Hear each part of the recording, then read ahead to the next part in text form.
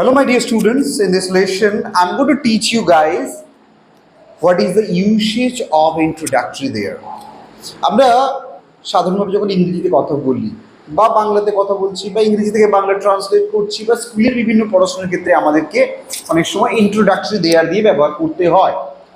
অনেকে আমাকে প্রশ্ন করে, অনেকে বলে যে স্যার ইন্ট্রোডাক্টরি দেয়ার দিয়ে কী করে বাক্য তৈরি করতে পারি বা কীভাবে বলবো।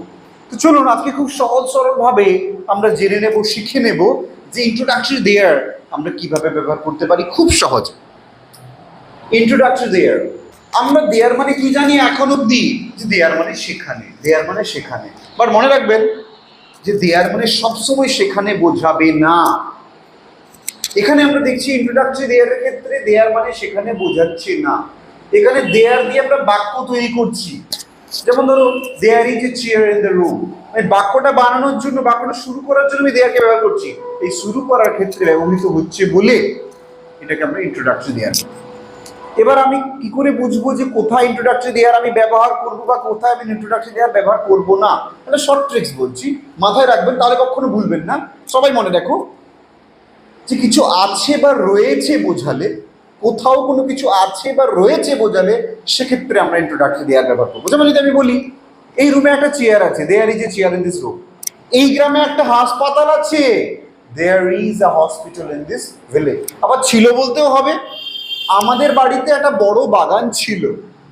ওকে, there was a big garden in our house.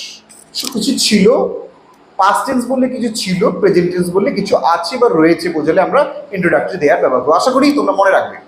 বাকি জিনিসটা দেখে নেওয়া যায় যে কি করে ইন্ট্রোডাক্টরি দেয়ার দিয়ে বাক্য বানাবো, সিনট্যাক্সটাই বা কিরকম। There plus be verb plus subject plus other words. Example দিলে কি হবে যে there is a hospital in our village. Look at this one.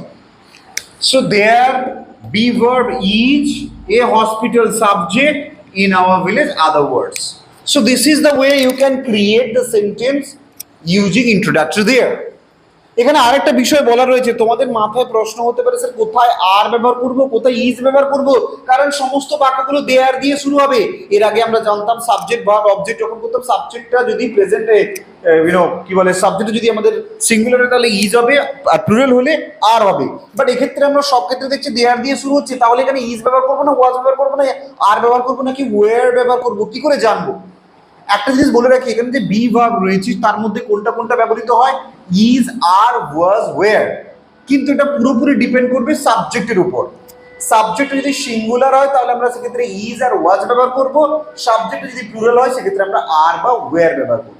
Okay, present টেন্সে হলে ইজ, পাস্ট টেন্সে হলে ওয়াজ সিঙ্গুলারের ক্ষেত্রে, প্রেজেন্ট টেন্সে হলে প্লুরালের ক্ষেত্রে আর পাস্ট টেন্স হলে wire. So this is the very simplest way to make the sentences. আজকের পর থেকে তোমরা যখনই বাক্য গঠন করবে বা ট্রান্সলেট করবে তোমাদের আর কোনো প্রবলেম হবে না। বা কথা বলতে গিয়ে কাউকে যখন এক্সপ্লেন করছো, কারোর সঙ্গে কমিউনিকেট করছো, if you are communicating with me as well, you can use there, introductory there so easily. এবার প্রশ্ন হচ্ছে স্যার আমরা কি এটা দিয়ে ইন্ট্রোডাক্টরি দেয়ার দিয়ে কোয়েশ্চেনও বানাতে পারি? অবশ্যই পারেন।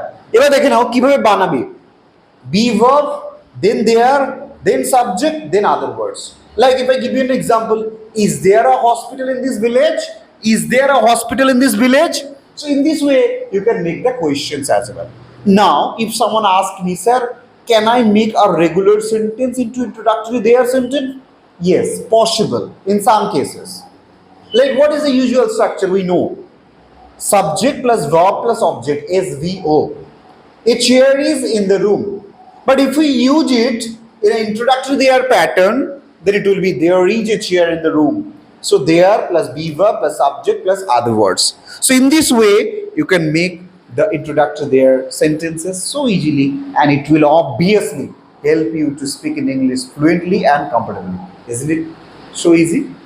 Thank you very much for watching.